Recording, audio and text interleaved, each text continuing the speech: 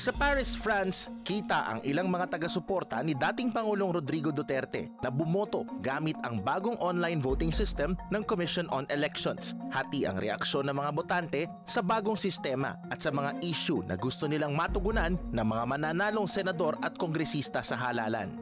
Hindi naman nawala yung karapatan natin nung nakarating tayo sa ibang bansa. Kaya napakahalaga para sa amin yung pagboto kasi yung boto namin nagiging inspirasyon din ng pamilya namin sa Pilipinas.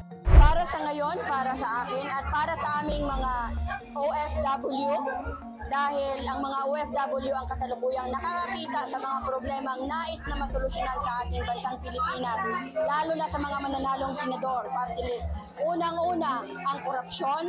Sa kauna-unahang pagkakataon kasi, ang mga Pilipino sa ibang bansa ay makakaboto gamit ang internet voting. 77 overseas posts sa iba't ibang bansa ang papayagang mag-internet voting, kung saan dumadaan muna sa pre-voting enrollment ang mga botante at matapos maberipika ang kanilang pagkakakilanlan, makikita na nila ang balota at makakaboto na rin sila nang hindi na kinakailangan pang lumabas ng kanilang mga bahay. Bagamat maganda ang hangarin ng programa, tila hindi kaagad-agad mararamdaman ng poll body ang magiging epekto nito sa halalan. Ayon sa batikang sociologist na si Professor Athena Sharan Presto, maaaring mahirapan dito ang mga OFW na hindi ganun kabihasa sa teknolohiya. So kung ikaw ay OFW ka, at meron kang comfortable access to internet, to technology, and you have of course the time to learn the nitty-gritty of online voting, then that might be enticing for you. Only if you have access to time, technology, resources,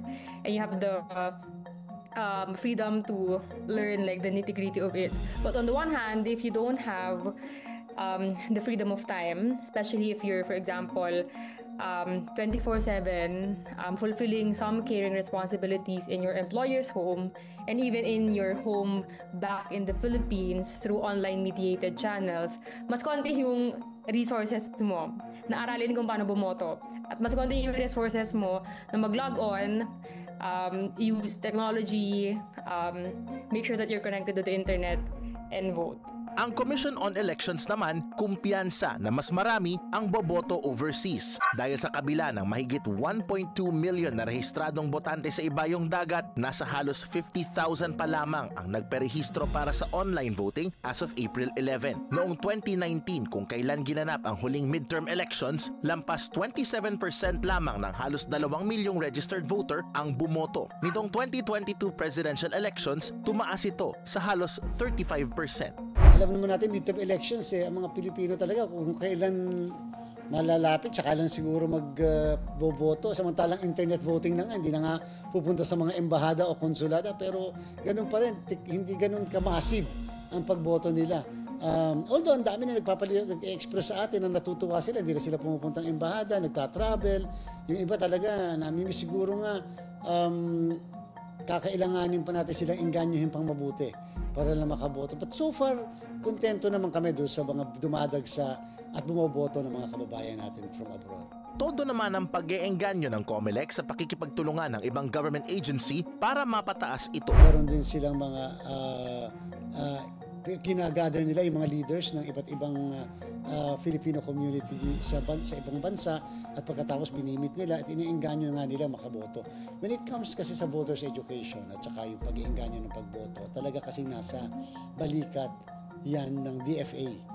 Ayon naman kay Professor Presto, hindi nalalayo sa mga Pilipinong nasa bansa ang mga issue na nais ng OFWs na matugunan ng gobyerno tulad ng paglaban sa corruption at environmental concerns gaya ng mga epekto ng bagyo. Pero ang hindi raw dapat maliitin ay ang kakayanan ng OFWs na mag-organisa sa iba't ibang mga bansa, bagay na maaari umanong maging paraan para mas mahikayat ang mga kababayan nating overseas na lumahok sa electoral process at sa diskurso ng politika.